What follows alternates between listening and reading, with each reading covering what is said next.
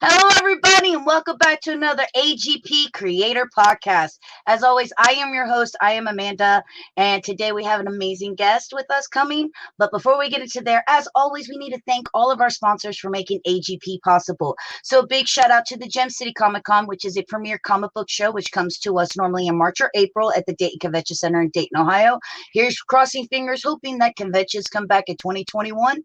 Of course, to the Champion City Comic Con, which is in Springfield, Ohio, where they just did their online Champion City Comic Con show where I got to host. It was so much fun. And you can check that out over on my Twitch, my YouTube, or the Champion City Comic Con Facebook page. Taza Productions, an amazing independent comic book company. They do kid books, they do adult books, and the artist is absolutely phenomenal, being able to do a lot of commissions. To the Sean Forney illustration, again, another great independent comic creator. He has an amazing comic called Scarlet Huntress. You should definitely check it out, and a Kickstarter going on. And the two of them also have their Thursday night throwdown, Friday night draw, where the two of them go against each other with a 30-minute sketch. That's every Thursday and Friday, 8 p.m. Eastern Standard Time. So make sure that you definitely check that out. And last but definitely not least, to the UVN, the Underground Video Network, bringing you coverage of things that happened in Ohio, Kentucky, and Indiana for the last 20 years. Just there's not a lot of videos going out right now because we can't go anywhere because of lockdown. And with that, thank you, all of my sponsors, because again, you wouldn't be without you. AGP is not possible. Now, with all of that, let's just say this guy makes some of the greatest art I've ever seen. I am a huge fan of his, and as a Star Wars fanatic, how could I not be? Because this guy is a licensed Star Wars artist, which just makes him even that much greater. And he might be the only competition I have as a Star Wars fanatic. I'd like everybody to welcome my friend, Joe. Hi, Joe. Hi, everyone. Hi, Amanda. And if you don't believe me, look at the artwork in the background. So superb. This guy is you are amazing. Yeah, thank you. I mean, you know the Carrie Fisher piece that you did that I fell in love with instantly, that I can't bring out because it was so big it had to go in the living room. It's behind glass. The frame that I bought for it is too heavy. I'm not doing all of that. Yeah, it's a huge piece. It's like 18 by 24. Then with a frame, it's bigger. But how did you get lucky enough to be, because you are an official Star Wars artist? Yeah, I mean, it's really just a matter of just sort of staying with the license as much as I can over the years. I mean, I started a long time ago, back like right out of college, illustrating for different Star Wars. Well, one in particular, the Star Wars role-playing game, which was sort of like back in the mid-90s. Even before that, it came out. It was the sort of like the Dungeons and Dragons equivalent of Star Wars gaming. So back in the mid-90s, before the special editions came out, before Star Wars was really huge again, but I was still a fan, obviously, because ever since I was a little kid, I saw it when I was 4 years old in 1977. So I always wanted to do something Star Wars related with my career, with my art. And right out of college, I wanted to freelance. So I sent some samples to this publisher. They were doing the Star Wars role-playing game. And they ended up hiring me usually about 6 months after kind of pestering them. They finally relented and gave me some work. And then that just led to some other projects, some other publishing projects with some other licensees that Lucasfilm had. And then this all coincided with the release of the special editions in the mid-90s, which sort of reintroduced Star Wars to an entire new generation. And it really, in Lucasfilm, it's just kind of really kept the ball rolling ever since then with Star Wars. I mean, there was that dark period and after Return of the Jedi, all through the 80s, from 83 up until really 97, and then all of a sudden Star Wars was big again, and that kind of gave me more opportunities to keep the ball rolling with it, with comics and magazines and trading cards. So that's just kind of how I pursued it, really. Of course, I know you're a huge fan, but every fan gets asked the same question: original, theatrical release, or special edition? I mean, I grew up with the original versions, and so I mean, I have those committed to memory. I mean, there's some things I love about the special editions, and then there's things they added that I'm not crazy about, that I never will particularly like. And then but the Hutt, because he looks like. Yeah, I mean, they did improve Jabba, and once they got the Blu-ray editions out, they made upgrades to a lot of the. Yeah, there's some things that still don't work, but I'm not like that. You're not the person like me who goes down with it. Right, No. I mean, I just kind of roll with whatever George Lucas does, really. Like, if he wants to tinker with the movie and release another version of it, of course I'm going to be down with it. But we all buy it anyway. Yeah, I mean, I'm not like. I mean, I'm an incredibly passionate Star Wars fan, but I'm not that passionate about original trilogy, like the original versions versus special editions. Like, I kind of see validation for both, especially as an artist, with George wanting to tinker with his art and still improve upon it, because there are a lot of great things that come out of the special edition, just that he couldn't do originally. So there are a lot of enhancements and improvements, but I'm not a purist, though. I kind of am, but I'm kind of not. I don't like all the stuff that they did with the special editions. I'm actually happy with the digital when they digitally remastered, before they put in all those things and they just cleaned everything up and they cleaned the black lines and made everything look smoother. I actually like that. I liked those tweaks. I thought it was really pretty. Right. Everybody loves my favorite rant, though, of when they put in that song into Return of the Jedi. And I was like, okay, so we just turned Jabba's palace into ladies' night. It's a nightclub now, $5 charge. What's going on here? Like, I like the charm of a lot of that practical puppets that Henson and ILM created for Return of the Jedi. But then some of the CGI puppets they decided to throw in there just was a little too much. There was just... And same with like the prequels, they kind of go a little too far sometimes, but right. It's still Star Wars at the end of the day, and I'm still happy to enjoy it and embrace it, and for all the faults and everything, it's like yeah, I still love the universe, so much. Like, I love the characters, the overall story, I love the imagination of it all, the mythology of it all. So yeah, I take the good with the bad. Even after what I'm not a huge fan of the prequels. I've never hid that. Right. But do I have Jar Jar Binks merchandise in my house? Yes, I do. Yeah, I think we're all guilty. I mean, come on. But I do have to say, though, with the moving of Star Wars, seeing things like taking The Mandalorian, or even taking the Disney's, I call it the Disney interpretation of what happens after the Return of the Jedi. I'm sorry. Mm-hmm. I cannot give up my Timothy Zahn books. I just can't. Right.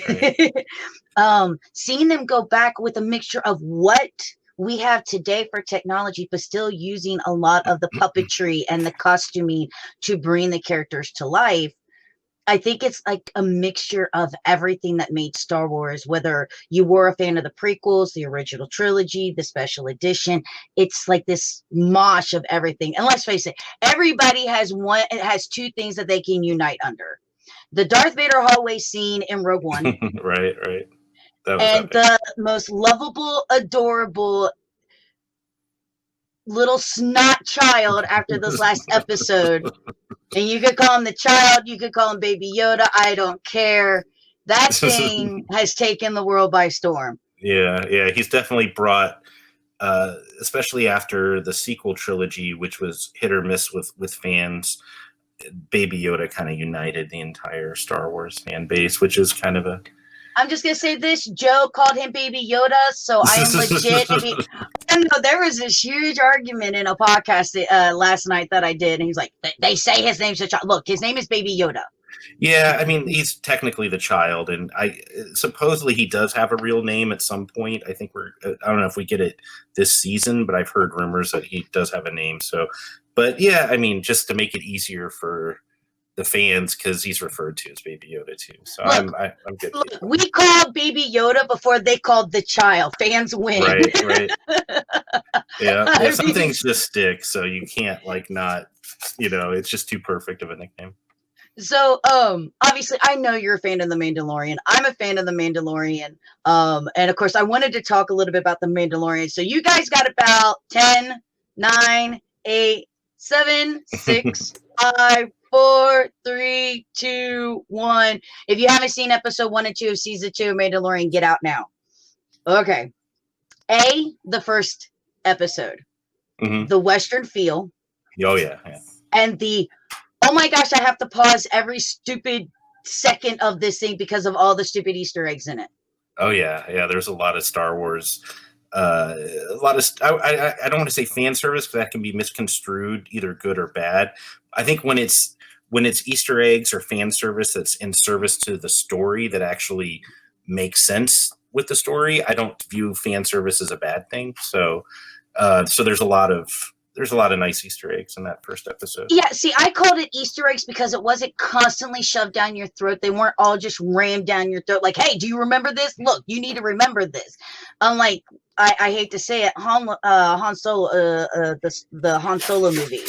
I like the movie. It is a good movie, but it feels like they're just like, look, do you remember this? Do you remember this? Here, shove this down your throat. Yeah, I mean, I think sometimes when it feels forced and it's not natural to the flow of the story, or maybe it doesn't completely add anything to the overall plot, then it kind of feels more like, oh yeah, that's fan servicey. That kind of takes you out of it a little bit. But it's kind of hard but you also want to establish these connections. You want to establish this larger tapestry of this mythology. So it's hard not to have Easter eggs because I mean, well, no, but like I said, I appreciate Easter eggs. Right. Here, let's show him winning the Millennium Falcon. That's cool. Right, his name is Solo because he's by himself. You went too far there. Yeah, I mean that sometimes stuff feels a little stiff. It doesn't always land, but it's Star Wars. It's not gonna be. You know me, but yeah. It's like even as soon as the first episode of the second season starts, I'm pausing going, is that C-3PO and a snowtrooper on the wall? Oh my gosh, it's 3PO and a snowtrooper on the wall.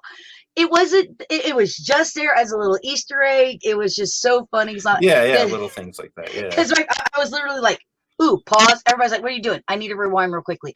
We're not even a minute in. I have to rewind real quickly. There's all kinds of little details in that graffiti too. I don't know if it's legit or not, but I read something. I saw the picture of it, and I can't tell if it was on purpose, but apparently there's a little Battlestar Galactica Easter egg in that graffiti. So I think they were having fun sneaking in little things. They're so, there's just... Yeah, between these two episodes, there's a lot of Easter eggs to the Marvel Cinematic Universe, the Xenomorphs, Battlestar Galactica. Yeah, I mean, that's where it's not... I don't know. I guess you could say Easter egg, but like, there's also like, well, we've kind of seen... How about pay homage to? Yeah, like an homage, or it's like a trope, kind of, that like a sci-fi trope of like, oh, here's just creepy spiders that come out of an egg. It's like, yeah, that's alien, but Yeah, but Newt didn't walk up and eat one of them either. So. Yeah, I loved it. I thought that was awesome. Predicted that. You guys, if you haven't seen episode 2, trust me, that will make sense after you see episode 2. Oh my god, that horrible child. You're a bad baby Yoda. You need to stop. Hey, you're not supposed to be on. My bad. It was so R2 Scream is the loudest thing that I could use on my phone, and I never changed it. Because I help run Gym City, things like that. This is how we met, is me running conventions. It's the loudest thing that I could hear over all of you guys. Oh yeah, it gets pretty noisy in there, especially on a Saturday. But no, it was also just the little simple things, like the Tusken Raiders or Sand People, whichever way you want to call them. They were in a single file. Why? To hide their numbers. Right. Yeah. I mean, they didn't call it out. It was just sort of a visual cue that made sense from what we've known for all these years, from the famous dialogue from the first Star Wars film. So yeah, stuff like that. It's cool that they are paying attention. I mean, it's Dave Filoni and Jon Favreau, and I mean, I can speak for Dave just knowing him, how how intense of a Star Wars fan he is. So this is the kind of, he thinks about it, just as much or if not more than the average Star Wars fan does. Well, So he brought back the greatest hero of the Star Wars franchise, R5D4. Right. Yeah. No, that was that was an odd, I guess that would be an Easter egg too, because it didn't detract from the story. It was just a nice little callback to, I think a lot of, like, first thing I think of is not just A New Hope, but also the action figure. It's like, oh, I love that toy when I was a kid, because when I was a kid, you only had R2, 3PO, Power Droid, the Gonk droid, but he was called Power Droid, and then you had the Death Star droid, and then you had R5D4. Those were all the droid figures, so they kind of stood out, So for us older fans, it's like, oh, there's our droid that we used to play with as a kid. Uncle Owen, this one's got a bad motivator. Did you ever read the book about him? Mm-hmm. Yeah, Skippy the Jedi droid. I think it was a Star Where Wars. He purposely did the motivator so he didn't end up. That was Star Wars Tales. So that was sort of like a what if anthology type series that Dark Horse put out in the early 2000s. Mm-hmm. So it's not really canon, but it was. Yeah, I think Peter David wrote that story. Actually, I worked with Peter on some comics, but Skippy Great the guy. Jedi droid. Yeah, I remember that story. So he was like, oh, he actually didn't. He busted his motivator on purpose, so that our unsung hero. Yeah. I was never a huge fan of that story, but a lot of people, I thought it was cute, but a lot of people took it as canon, and I was like, oh, really? Come on. That's ridiculous. Guys, if you read comics, you can't take every comic as canon. Oh my gosh, do you know how many universes we have and how many different comic storylines? Oh my God. Right. Well, it was just that I think Star Wars Tales in particular was the one Dark Horse Star Wars comic that was sort of where they gave creators free reign to do whatever they wanted. So that wasn't one that fell in line in the continuity tiers. They had like the A continuity was the films, B continuity was like the books, and C continuity was like the comics. There was like levels to the canon.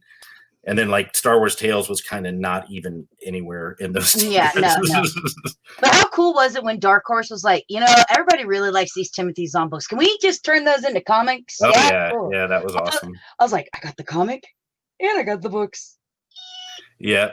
I read the novels when they first came out when I was in college. So I was a big fan of the Heir to the Empire trilogy, the Thrawn trilogy. And then when the comics came out from Dark Horse, it was like 5 years later or something. Those were cool. I was sad that some of my favorite little moments, they couldn't really squeeze everything into the comics, but they did a good job for the most part. I'm not going to say that Timothy Zahn impacted my life at all, but just because my gamer tag is Lady Vader. Yeah. Well, he's still impacting Star Wars fans' lives because he's still there's new Thrawn novels coming out. Right, new Thrawn novels. Disney now has Thrawn on Rebels. Yep. And I don't think we've seen the last of him. I hope we get some kind of incarnation of him, whether animated or live action. I'm glad they're doing more novels. It's just such a great character. It's like, okay, let's see more of him let's see more of him on screen too. Mm-hmm. And the sad part is what's going on in our world today actually reminds me a lot of the Timothy Zahn books, because you find out so much about Emperor Palpatine, about his distrust of anybody who's not human, where he places women. If he sees that you have potential, but you're not just like him, you're thrown off into these very far off reaches. Like, yeah, I like what you could do. I just don't want anybody to know that you're associated with me. So go over there and do that. Right. It's just like, ouch. And it's kind of like when you go back to X-Men comics, how something so far back when we were younger is so important even to today's standards. Right. Yeah. No, it's cool how Star Wars has always been political. Whether I know a lot of fans today, because the country's so divided thanks to current administration especially, but like the entire like Star Wars saga is based on past politics and past cultural and world history, and so it's cool that we can look back at the Thrawn trilogy and go, oh, that's reflective. Actually, kind of, we could equate that to what's happening now to some degree. So I think the best Star Wars stories always they're grounded in some kind of reality or familiarity where we can relate to them, but still kind of, they inspire our imaginations to go other places with it too. Oh yeah, it's just absolutely amazing, and that's when you have really good storytelling, and you have created this universe that people can understand and people can relate to. And I think that's one of the reasons why there are passionate people like yourself and myself that we're devout Star Wars fans. Yeah. I mean, I never really had a choice. I mean, it was sort of like when I was 4 and my mom took me to see, it was just called Star Wars. It wasn't called New Hope yet. And for my 4th birthday in July, so it had been out for a few months, and I don't think I saw it open. I may have seen it in May. I was definitely well aware of it, but I do remember seeing it on my birthday in July. And it was the first movie, or one of the very first movies. It's the first movie I remember seeing in the theater as a kid. And it just impacted me immediately. And I had the Marvel comic adaptation actually before I saw, or right after I saw, I can't remember, but I had the big treasury size edition Marvel comic book adaptation. So that's how I relived the movie, was I would reread that. And then I started drawing pictures from it. And it just, I don't know, it was all I could think about as a kid. Like, and then of course, later the following year, the action figures came out. So, get your action figures. Right. We didn't have the toys immediately, but I mean, I had the comics, and that's kind of how I relived it. And then the following year, the action figures came out from Kenner, and then I was reliving Star Wars with the action figures like every day. So it's weird how it just kind of took over my life immediately. Like everything from 4 years old on, just kind of, it's always been Star Wars in my life. We don't understand. Yeah. See? Even today, it's like, someone was like, what is with this weird collection? I was like, what? I've got my Pokemon, I have my Jurassic Park, I have my My Little Pony, Star Wars, and G.I. Joe. What's the problem with those 5 together? Right. What's the problem with those 5 together? I definitely have more fandoms too. I mean, I'm a big horror movie fan. I love horror films. And I love sci-fi. G.I. Joe? Oh yeah, I mean, I've worked on, of pop culture, and of course I love like Marvel and DC. I grew up on all the Marvel and DC comic books, so and all the Marvel films that have been coming out the last 10 years. I love all those. So I mean, I definitely have my other fandoms that inspire me, and I've gotten to work on G.I. Joe was a huge fandom. So when I was a kid, when I turned 8 years old, I was still a huge Star Wars fan. But G.I. Joe came into my life, and so I was like, that was the other thing. Transformers to a degree. I love Transformers too. I had a meager Transformers collection, but I was a huge fan of the cartoon and the toys. And then, then I got to work on G.I. Joe comic books as an adult, which was really cool. So yeah, I'm just picturing Joe go, in a galaxy far, far away, they teleported to Earth, and now they have to fight G.I. Joe. Yeah, right. As a kid, I used to mix up my G.I. Joe figures and my Star Wars figures. Not all of them, but like some of the Star Wars figures could pass for like Cobra Command bad guys. So I would like the Emperor's Royal Guard. I gave him a flamethrower, and he was like the Cobra flamethrower, because he was all red and he had the helmet. So I would mix up my characters a little bit as a kid, but see, family, I wasn't the only one. I crossed the streams of my fandom. It's fine. But that's the fun thing about not.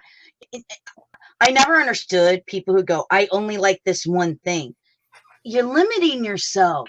Yeah, I love Star Trek too. Now I may not love it as much as Star Wars necessarily, but I really do. A lot of people are like, oh, Star Trek. Like if they're Star Wars fans, they can't like Star Trek. And it's like, no, it's like Star Trek is completely different. Like Star Wars is fantasy, and Star Trek is very grounded in realism and reality, actually, and science. And so, yeah, I mean, I like having the different inspirations, and I've gotten as an adult. It's actually my work on Star Wars was opened the door to Star Trek art. So, I mean, I grew up watching the old Star Trek TV show with my dad, and then I never intended to be a Star Trek artist, but years later I'm doing tons of Star Wars art, and then Star Trek is like, hey, do you want to come do art for us? And I'm like, yeah, sure. And then next thing you know, I'm doing like Star Trek art for the next 15 years or so. So it's next thing you know, the Mandalorian is the captain of the Starship Enterprise. Right, yeah. I probably won't cross the streams and professionally with my art, but I don't know. I've seen Alex Ross do some cool Star Trek, Star Wars crossover pieces. So just for fun. I mean, yeah, I don't know, maybe someday, but no, I agree. I don't understand how people can go, oh, well, I like Star Trek, so I can't like Star Wars. Well, I like Star Wars. Guys, yeah, they're similar, but they're not the same. You can like both. And it's better to be open-minded as a fan. And that's like trying to say I can't like GoBots because I also like Transformers. Shame on you. Yeah, I mean, GoBots is sort of like the Walmart version of Transformers, but I had GoBots as a kid. I did collect those too, so because they were cheaper and they were much easier to collect than Transformers. But. So I have to ask you. All right, guys, we're gonna go into episode 2 here. Everybody's cutest little baby Yoda eating eggs.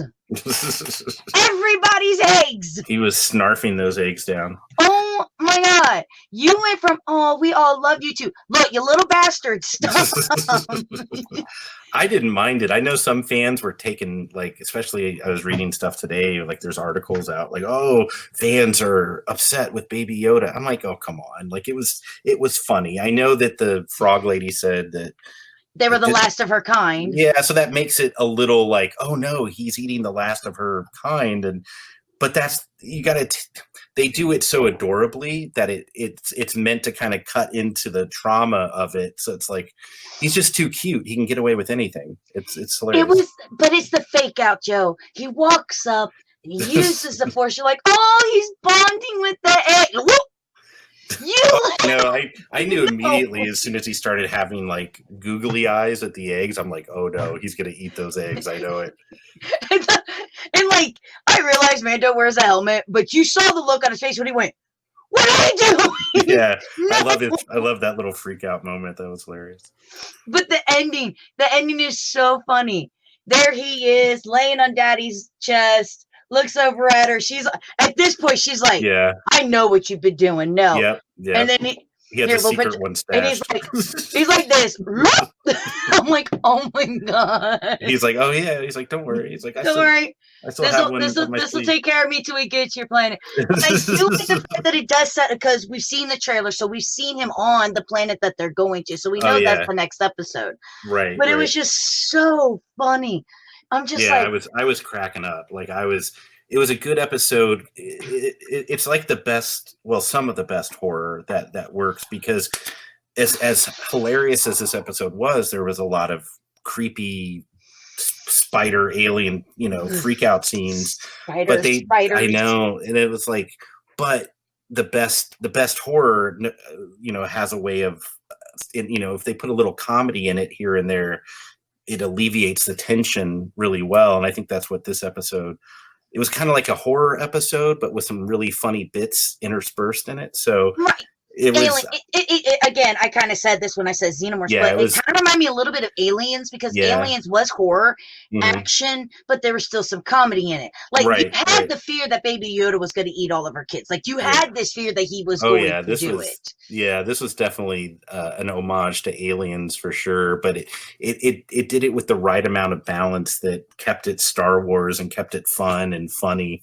So yeah, like I'm trying to remember the last time I laughed that much during a Star Wars. I mean, the movies always have like some funny bits in them, but the original holiday special. That wasn't on purpose, though. That was on. That's comedy on accident, I think. But no, it was good because I'm glad that they balanced the humor with the horror, and so it was a very cathartic kind of feeling when they finally do escape, and then he kind of slurps that last egg, and you're like, I was like, I was like, I don't know, I was laughing. But you can't stay mad at him forever because he gives you these moments, like when he's trying to lay down and he crawls up Mando's. Oh my god! Or when he waddles to him at the beginning, when he gets thrown off the speeder bike, and after the little, it's like, oh my god, like there's just. They can milk this forever, and fans are never going to get tired of it. But him talking was like the pinnacle of it. I watched it. I watched it a second time, and I was like, "Oh wow, he's actually." It sounds like he's trying to talk and use words, and that was pretty cool. So yeah, I know a lot of fans are like, "Oh my god, it's another standalone episode." Look, they're just. They still need to build. They need to build, and I know a lot of people wanted them to go straight into the action, but they need to build because they have these announcements that they've already mentioned about Ahsoka, about Boba. You know, Boba's not just going to come straight in and go, "Hey, I'm here, let's go." Yeah, they're going to build up to him. They're going to tease him a little bit. They're going to tease these characters. I mean, people are impatient. They want like the really heavy, emotional, dramatic stuff, but they have to also remind us of this relationship that these two characters have, so that when the heavy stuff does come, you know, like we can feel more for Mando and Baby Yoda, so that, you know, this was a good bonding episode to show the parenting relationship that he has. And because for Baby Yoda, Mando is so much more than just that's his dad. Right. Yeah, I think this show, I mean, Mandalorian its roots are tied into those old, you know, those old genre shows too, not just the movie westerns, but like the old TV westerns, or even like where they were episodic, and you had like a show like The Rifleman or Paladin, where you get Chuck Connors or somebody like going from town to town, and every episode was a different. Like every episode felt like a side quest. Like you get the you know, and that's kind of what this is based on. Like Mando is having these little adventures on his way to a larger story. And so I kind of got that from the first season. So it feels like the second season is building off of that idea even more. So it makes sense. Like, you know, not every episode is going to be a side quest. I mean, there is still they're building towards a bigger goal.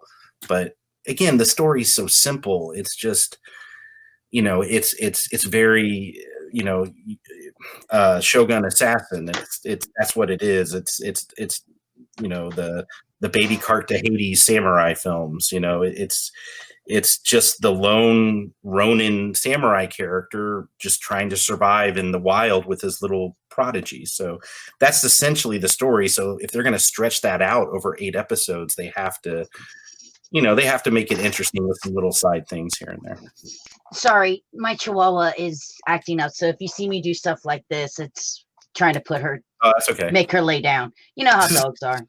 But no, I totally agree. And like I said earlier, we know based off of the trailers that we've seen that the next episode is basically going to be right next to this one. So it is starting to go into the full story. Right. I personally, though, I hear so many people go, "Where's Ahsoka? Where's Ahsoka?" I personally, and I hate to break everybody's heart here, I don't think she's going to show up till almost the end of the season.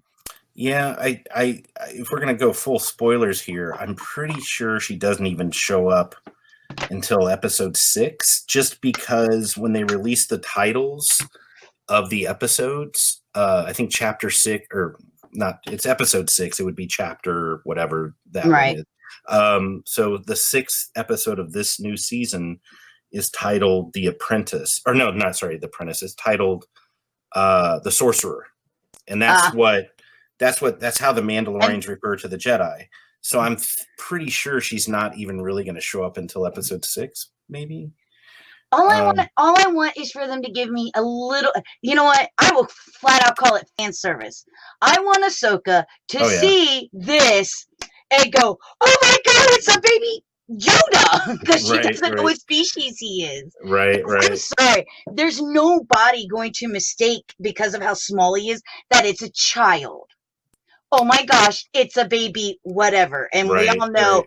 saying, "Oh my gosh, it's the baby species of whatever Yoda is way too long." So that would be like the greatest fan ever. Yeah, I mean, I think if she's going to show up, she's going to have to encounter, Baby Yoda, the child. I would think that they're going to make that connection, and she's probably going to help Mandalorian in some way on his quest. So, yeah, I mean, the synopsis for the next episode, I read it today. It's basically Mandalorian goes to the water planet and encounters mysterious new allies or something. So, but I don't know if Ahsoka is going to show up there. I don't think she shows up till later, but maybe we'll get Sabine next week. Yeah, I figured it the way how it was going to work is it was going to be Boba Fett, this Sabine. Ahsoka's not going to come till the very end. Yeah, I think because so. that's what because like a lot of people who aren't like diehard Star Wars fans, but like they like the Clone Wars, they like Ahsoka,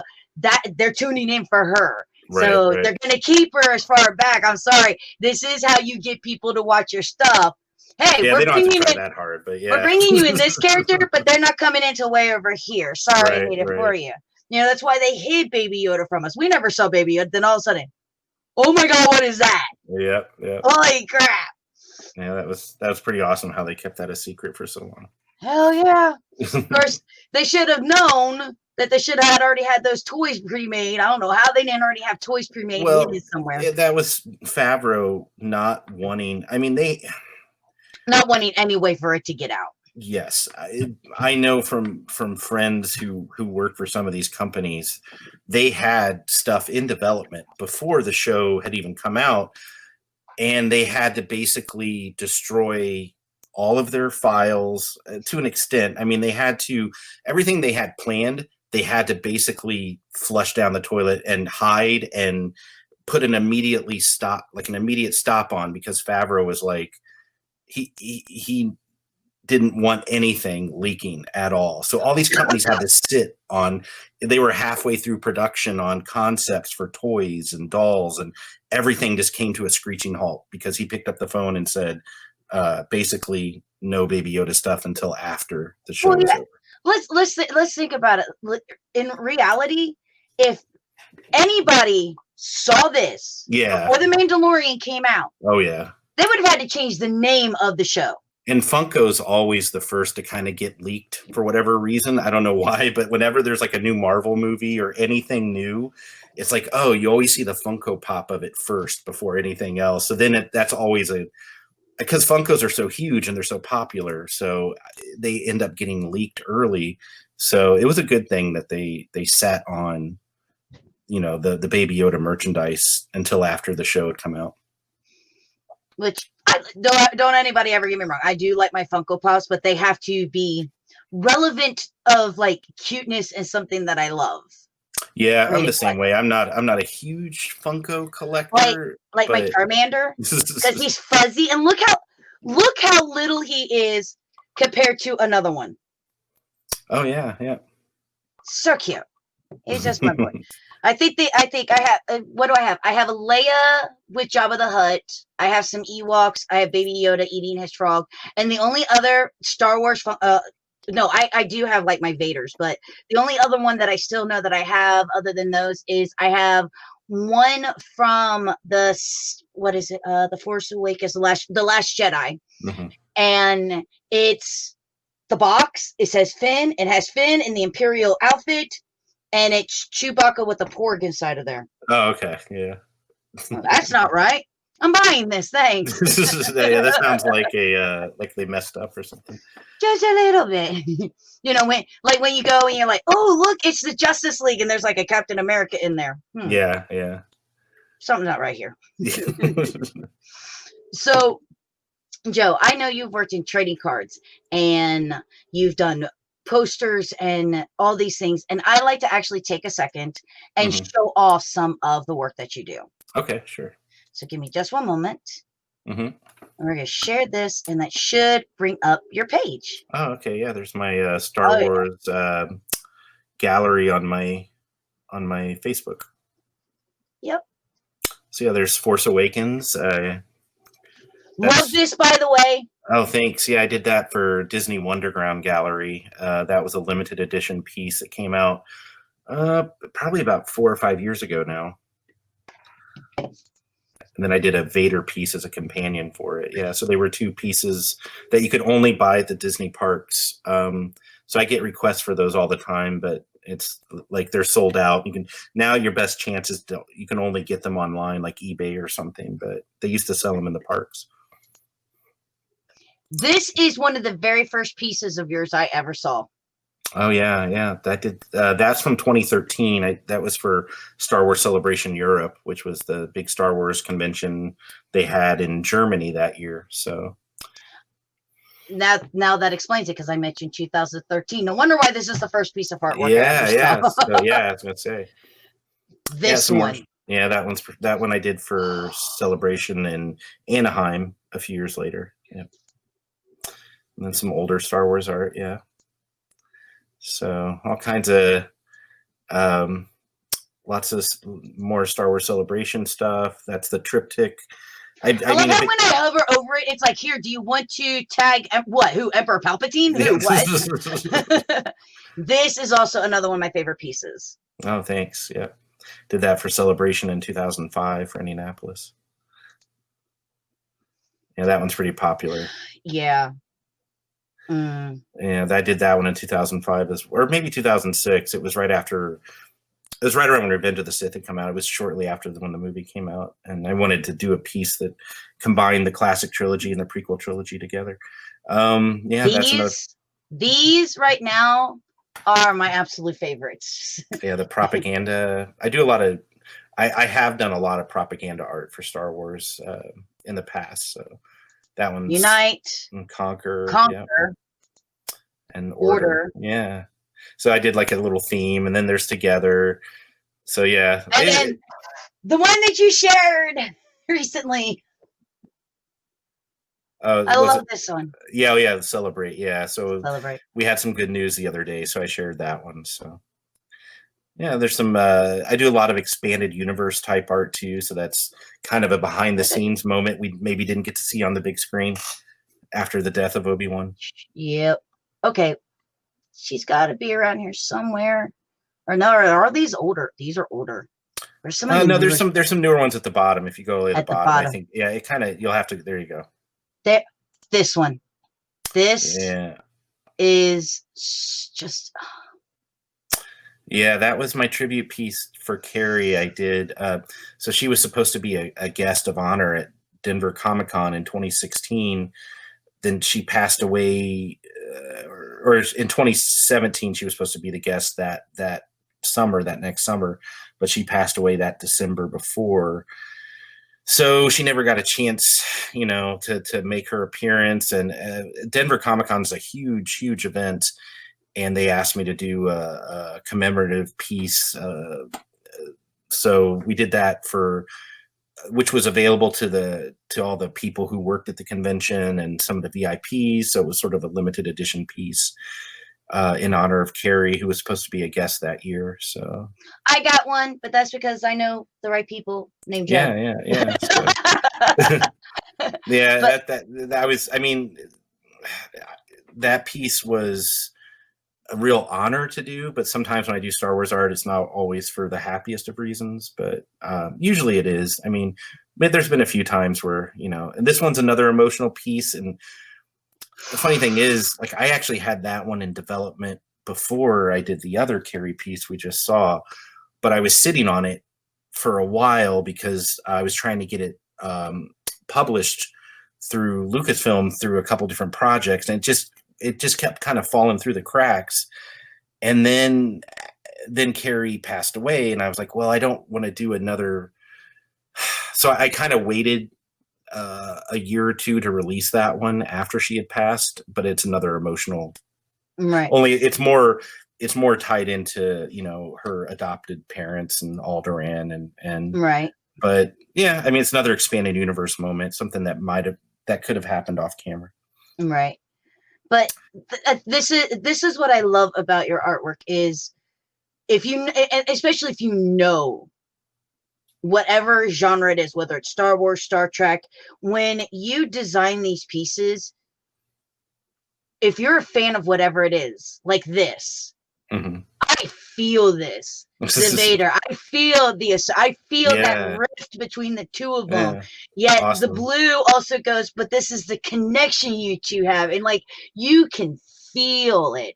You just happen to know the right colors. Yeah, I mean, this one was interesting because I wanted to do an Ahsoka, almost like a tribute piece, but I was a fan of Star Wars Rebels, so I was like, well, I'll do an Ahsoka piece that really spotlights her, but also touches on that confrontation of her and Vader from Star Wars Rebels, which takes place on the planet Malachor. And then if you watch the episode, if you know Star Wars Rebels, you know that there was a big Jedi Sith war on that planet.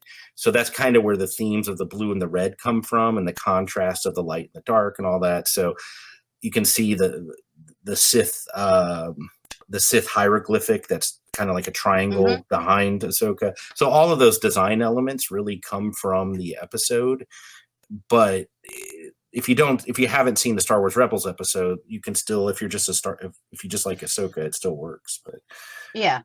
But probably even if you didn't, you could feel the conflict. Here's the peace, the calm, the serenity as it builds up, and you go to former apprentice and master. This rift between them, the red lightsaber with the red background. But it's also really cool that Anakin's eyes are the color that they are, because it shows that it's the same color as the rift.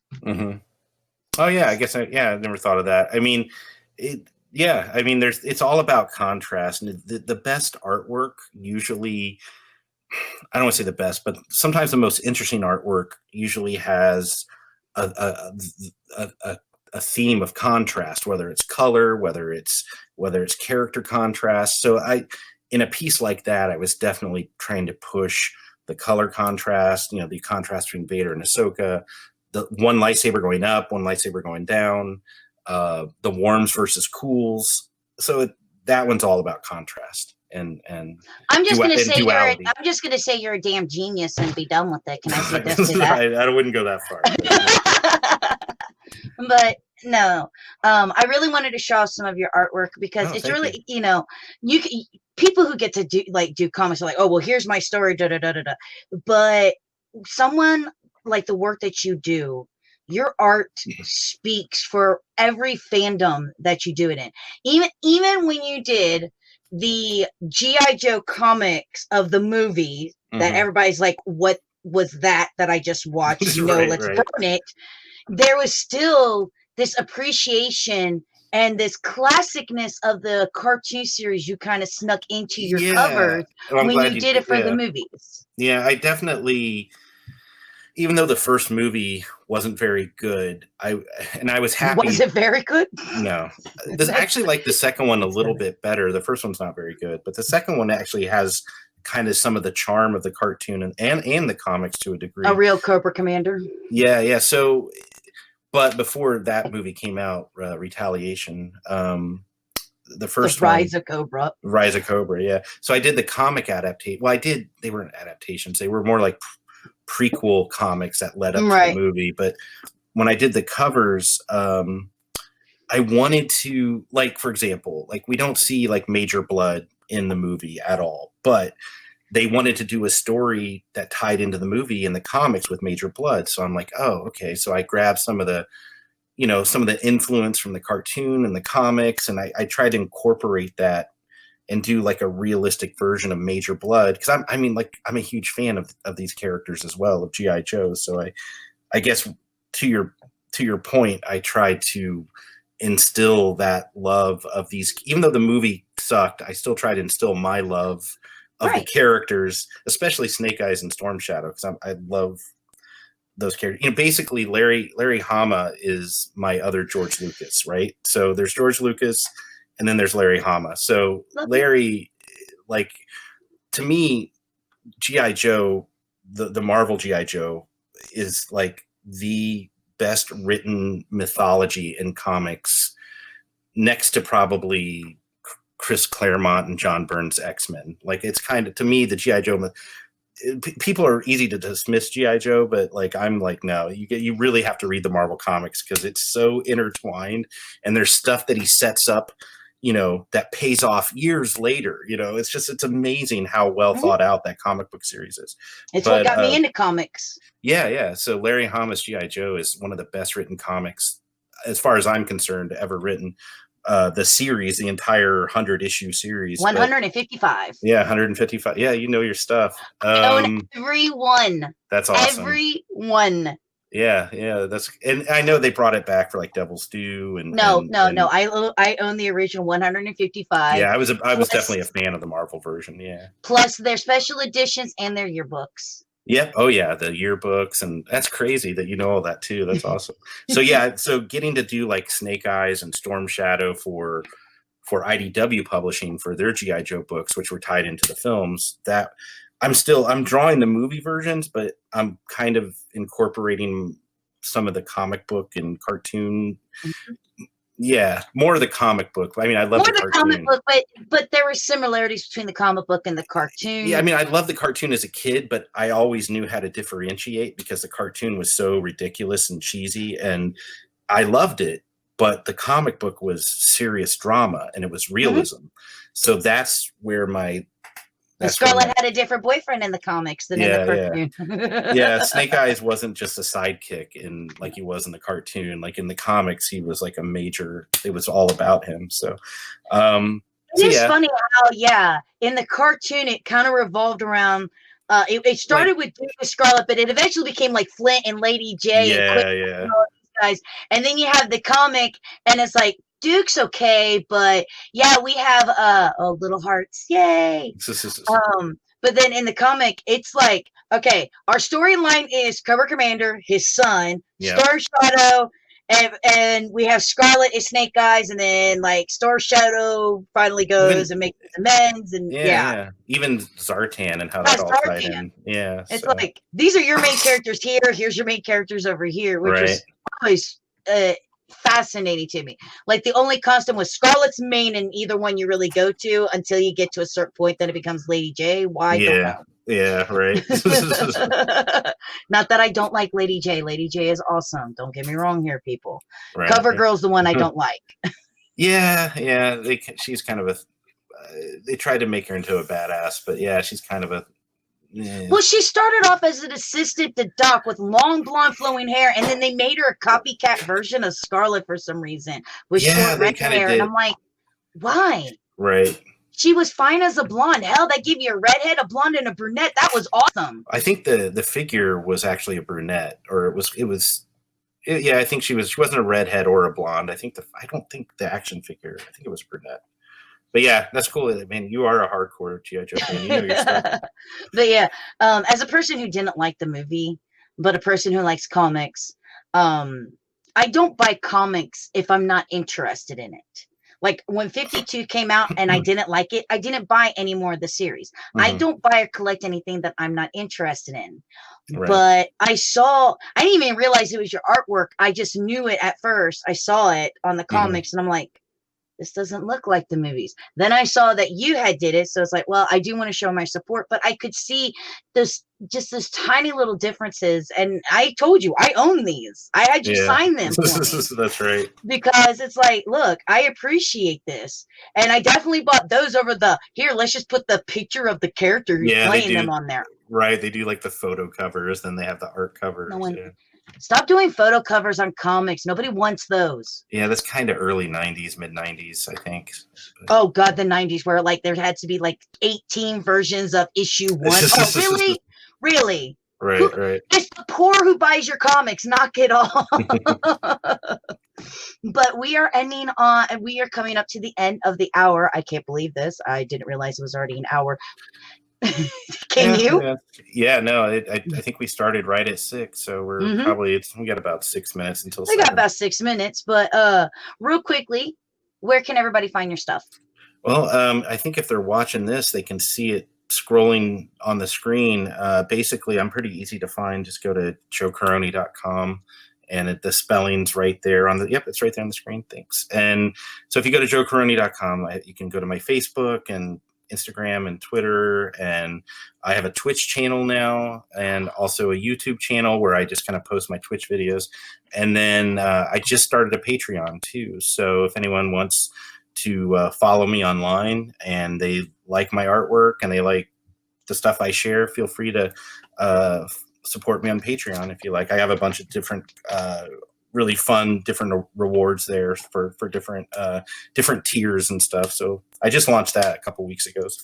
So definitely check that out. Thanks. Bam and bam and come on, baby. There we go. Joe Corroney, Twitch TV. Yeah, there it is. Guess what I'm doing? And follow. Yeah, I'm on there. I started streaming. I started doing Twitch like early this year. I probably did for a few months, and then I took a break because I was working on some different projects, and then I just started streaming again just recently. So, well, congratulations. I love Twitch. I love doing the live streaming on there because you get to interact with people. Mm-hmm. Have you gotten to affiliate status yet? I think I just did, and I like I think I have to double check, but I'm pretty sure I did because I just started streaming again, and I was actually trying to work that out where I can get the affiliate status where you can actually charge for subscriptions if you want like ad-free content and all that. So ad-free content, badges. You get to make badges and emotes for your channel. Anyone with Amazon Prime, you want to definitely be like, hey, with Amazon Prime, all you have to do is link it to your Twitch channel and then subscribe, and it costs them nothing. So if they have Amazon Prime, it doesn't cost them as part of their Amazon Prime package. They just have to do it every month. Okay. How do you think I'm getting my subscriber? Yeah. I gotta really. Twitch is still kind of new to me, so I'm still trying to figure out all the bells and whistles. But they actually have this really cool thing if you want to implement it. I implement it on mine when I'm doing a lot of my streaming.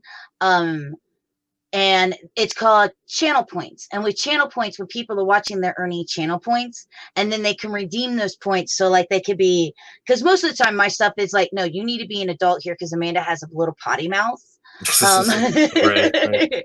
So people can redeem like 1,000 channel points to go, you're not allowed to cuss for the next 10 minutes, or you have to sing for everything you say, you have to sing for the next 10 minutes. Oh, wow. Or if I'm having a bottle of wine, I have to drink whenever somebody drinks, which one episode on it was me and my crew, they made me drink like a full bottle of wine. I'm like, okay, now we're gonna go play video games.